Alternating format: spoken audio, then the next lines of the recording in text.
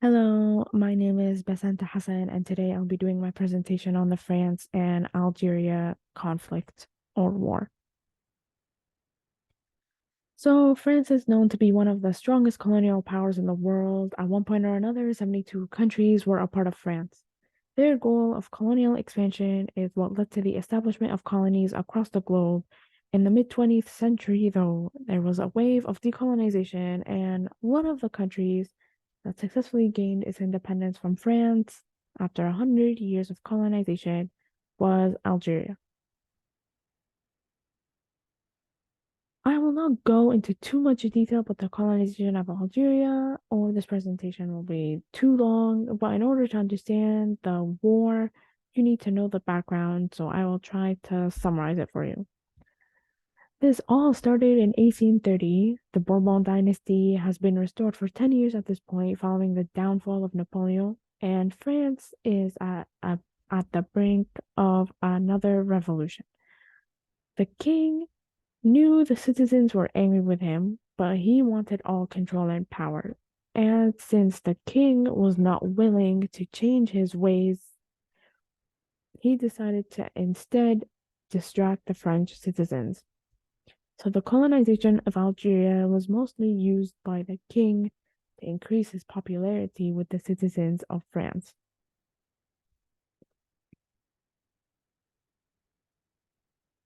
At the time, Algeria was a part of the Ottoman Empire, but they acted separately from the Sultan.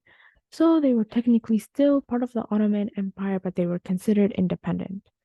The coastal and mountainous regions of Algeria were controlled by the Regency of Algiers. The Dey rules the entire regency, but only directly controlled the eastern, central, and western parts of the country where he had governors in those areas. But the rest of the country was ruled by Arabs or Berber leaders who sometimes acted as vassals to the Dey. Without a large centralized authority, the Berber pirates gained a significant amount of influence, and as a result, they went and enslaved a lot of Europeans, Christians. Around 1.25 million Christian Europeans were captured, and they raided them as well, which is why France might have felt compelled to put an end to it, or so they would say. But it would be believable if it were not for the fact that by 1830, the Berber pirates had suffered numerous great defeats by the American, British, and the Dutch, which resulted in a huge reduction in their activities. And also at that point, the Dey of Algiers had agreed to not allow the trade of Christian slaves more than a decade beforehand.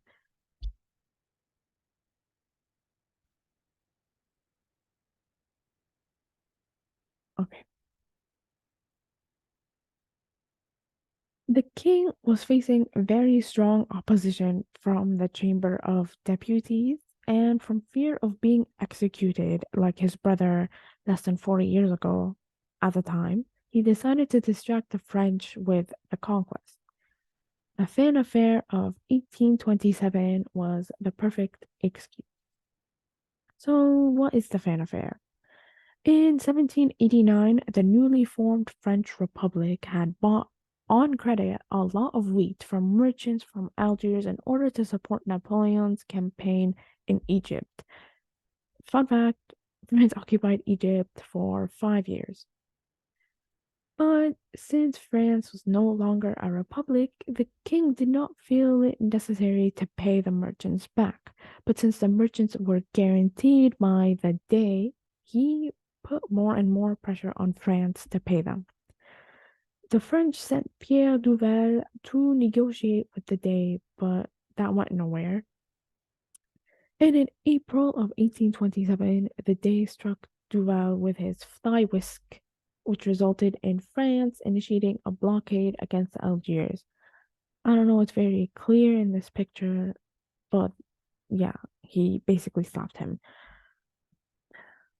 In 1830, the king ordered the conquest of Algiers after the Dey had commanded cannons to hit the ship of the French ambassador. but mostly due to the fact that his people were becoming more and more opposed to his rule. On May 16, 1830, Admiral Dupère, at the head of a fleet of 600 ships, left the port of Toulon and headed towards Algeria.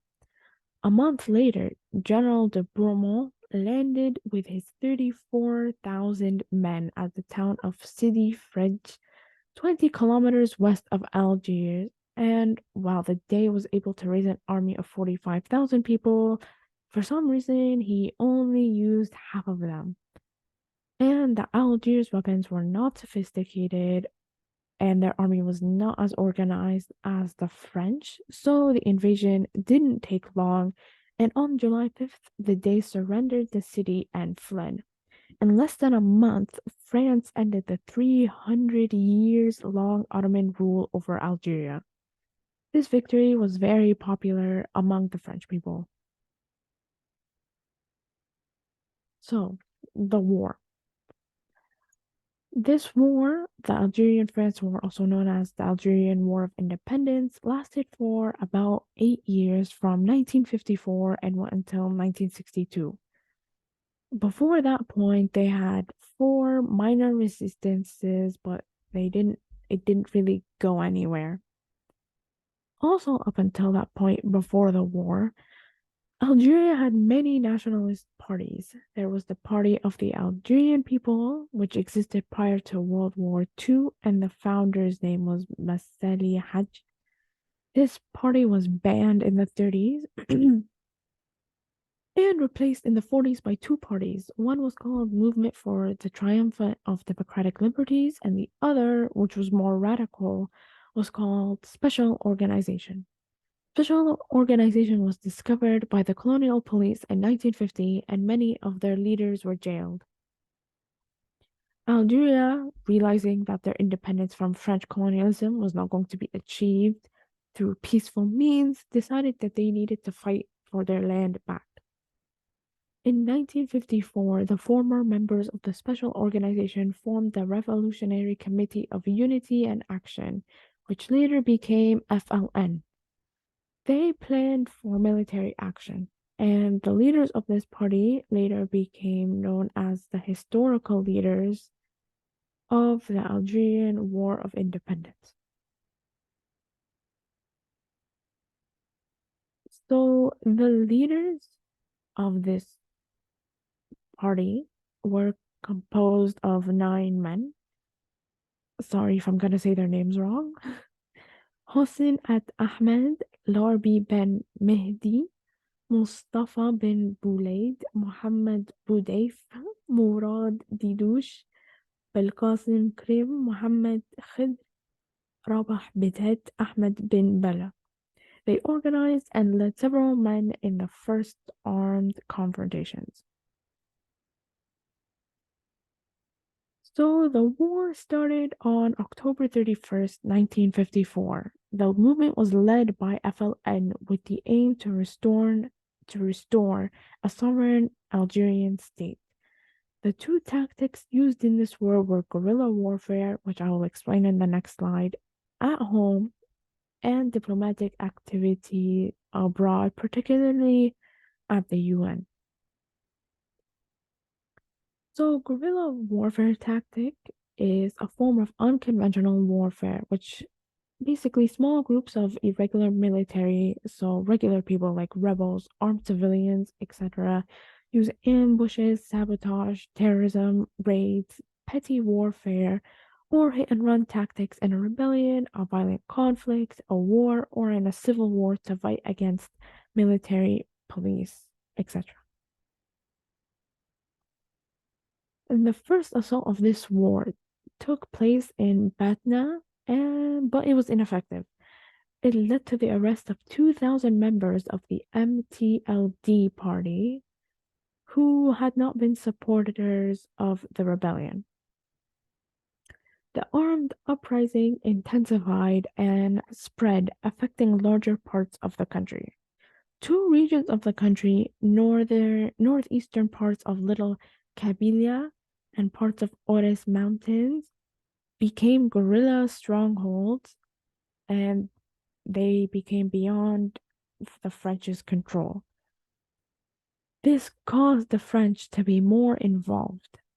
The French National Assembly declared a state of emergency, and the new French Governor General Jacques Soustelle went to Algiers in 1955, but the plan he proposed was ineffective.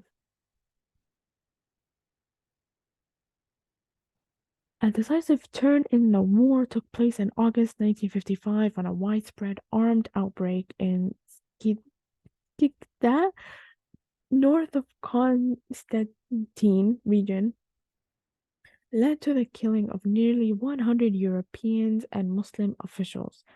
Countermeasures by both the French army and the settlers claimed the lives of somewhere between 1,200, this is according to French sources, and 12,000 according to Algerian sources. Algerians. Yeah.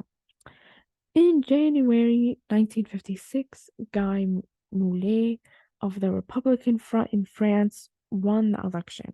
He appointed Georges Cateau, an experienced general, as the new governor general. But the new governor general was disliked by the European settlers in Algeria, and they greeted him with tomatoes upon his arrival. Moulet was then decided to replace Cateau with Robert Lacoste as the residential minister. A French army of 500,000 troops was sent to Algeria to counter the rebel strongholds in the more distant portions of the country, while the rebels collected money for their cause and took reprisals against fellow Muslims who would not cooperate with them. They didn't want the rebellion. Then, by the spring of 1956, a majority of previously non-committed political leaders, such as Farhad Abbas and Tawfiq al-Madani of the Association of Algerian Muslim Ulama, had joined FLN leaders in Cairo, where the group had its headquarters.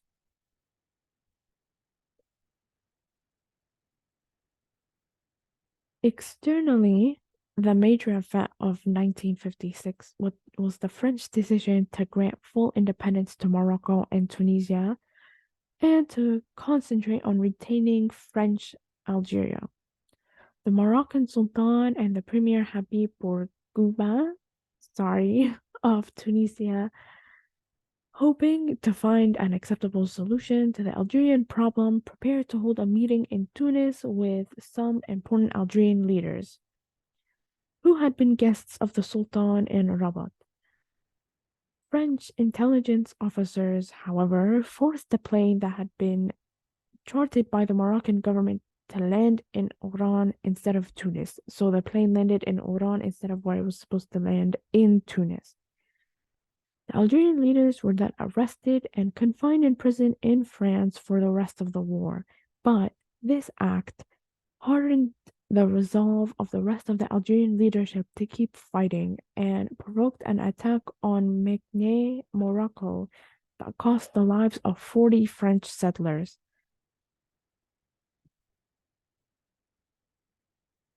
Beginning in 1956 and continuing until the summer of the following year, the FLN attempted to paralyze the administration of Algiers through what has come to be known as the Battle of Algiers. Attacks by the FLN against both military and civilian European targets were countered by paratroopers led by General Jacques Massot. To stem the tide of the FLN attacks, the French military resorted to the torture and summary execution of hundreds of suspects. The entire leadership of the FLN was eventually eliminated or forced to flee. The French also cut Algeria off from independent Tunisia and Morocco by erecting barbed wire fences that were illuminated at night by searchlights. This is because Tunis and Morocco were helping the Algerians in this fight for freedom. And on September 1958, the FLN formed the provincial government of the Algerian Republic, which was initially headed by Farhad Abbas. At that point, in May 1958, there were settler uprisings. They called for the integration of Algeria with France and for the return of Charles de Gaulle to power as prime minister. De Gaulle did come back into power, and he granted all Muslims the full rights of French citizenship, as well as more benefits such as adequate schooling and medical services. But obviously, that wasn't enough. Negotiations were opened in France with representations from the government of the Algerian Republic in May 1961. This party had been long recognized by the Arab and communist states from which it received aid, though it had never been able to establish itself in Algeria. Negotiations were broken off in July, after which Abbas was replaced as premier by someone who's younger. His name was Ben Youssef Ben Khada. Negotiations resumed the following March, and an agreement was finally reached. Algeria would become independent, provided that only that a referendum to be held in Algeria by a provincial government confirmed the desire for it. If approved, French aid would continue and Europeans would depart, remain as foreigners, or take Algerian citizenships. So the human cost of the war remains unknown, particularly on the Algerian side. Some estimates put French military losses at 27,000 killed and civilian losses at 5,000 to 6,000. French sources suggest that casualties among Algerians totaled between 300,000 and 500,000, while Algerian sources claim as many as 1.5 million, which personally I am more inclined to believe. And here are my references, and that is the end of my presentation.